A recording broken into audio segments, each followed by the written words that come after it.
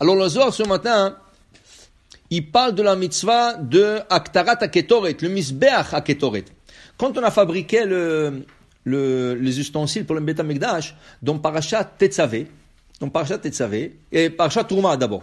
Dans Parashat Trouma, on nous parle de l'Arche Sainte, on nous parle du candélabre, on nous parle de la table en or, le Misbeach, du sacrifice. Vient Parashat Tetzavé, et on nous parle des habits de Kohen Gadol. Le manteau bleu, la tunique blanche, le chapeau, la ceinture, okay? Le pectoral, le tzitz. Et à la fin de la paracha, on nous parle de Misbeach HaKetoret.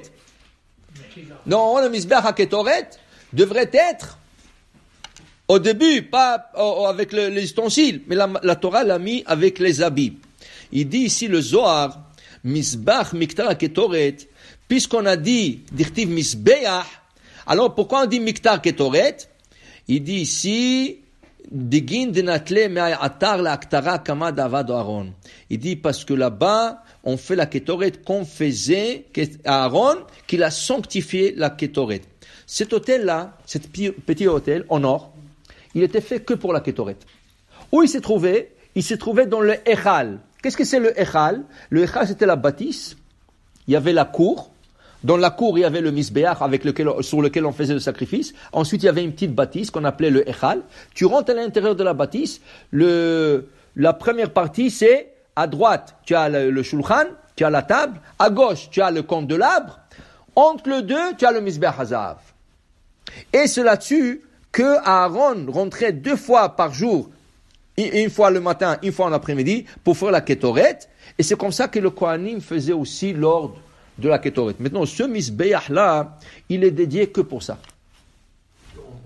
On brûlait l'encens, c'est tout, point. Okay? On ne pouvait pas faire une autre chose. Okay?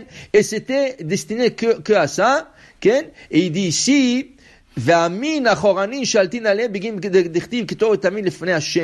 dit, personne peut faire du mal à quelqu'un qui lit la Ketoret. Alors, le Zohar, il ramène une histoire.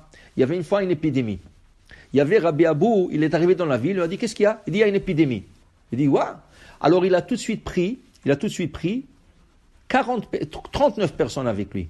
Il a pris 10, il leur a mis dans le coin de la ville, l'autre 10, l'autre coin, ça veut dire au nord, sud, est, ouest. Il leur a dit, en même temps, nous allons lire la Ketoret.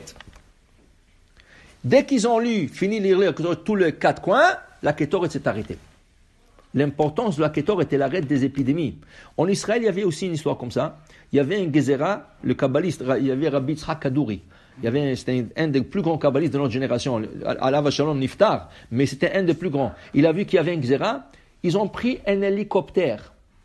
Hélicoptère avec des rabbins, Ravadia Yosef, Rabbi Yitzhak Kadouri, ils ont pris Rabbi David Batzri, tout ça. Ils sont montés en hélicoptère et ils ont fait tourner autour d'Israël avec l'hélicoptère, et à chaque coin, là où par exemple ils se sont arrêtés, ils ont tourné au rang sur un coin, ils faisaient la Ketoret.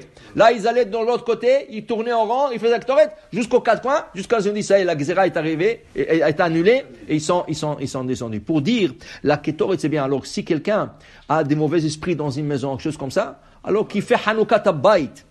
Et dans Hanoukat Abayit, il n'a pas besoin de prendre 40 personnes. Il prend 4 personnes, ça veut dire avec lui 4 personnes, chacun dans le coin de la maison le plus éloigné, et chacun en même temps, ils vont lire la Ketoret, et ceci enlève toutes les mauvaises choses de la maison, mauvais esprits, mauvaises vibrations, mauvaise énergie, tout ça. La Ketoret est là, ce pouvoir.